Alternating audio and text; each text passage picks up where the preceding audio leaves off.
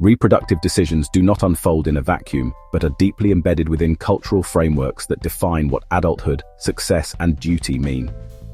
Cultural narratives often shape whether parenthood is viewed as a personal choice, a moral obligation, or even a transcendent act tied to spiritual purpose. In many societies, religious teachings amplify these expectations by prescribing norms around family size, fertility, and contraception, thereby embedding reproduction into systems of virtue and belonging.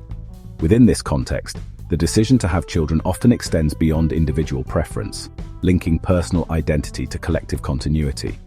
The inclusive structure of this triad reflects how cultural scripts, religious frameworks, and ethnic identity reinforce one another to sustain pronatalist norms. Religious doctrines often codify cultural expectations, providing moral justification for parenthood while stigmatizing voluntary childlessness.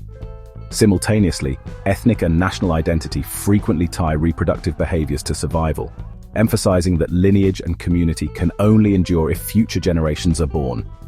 This closed-loop dynamic makes reproduction not merely an act of personal agency, but also a contribution to the persistence of larger social systems.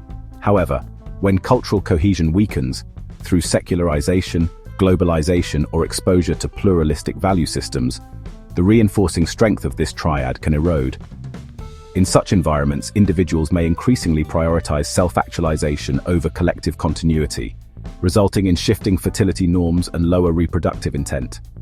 By contrast, in tightly bound religious or cultural communities, where identity and belonging remain central, birth rates tend to remain stable or even increase.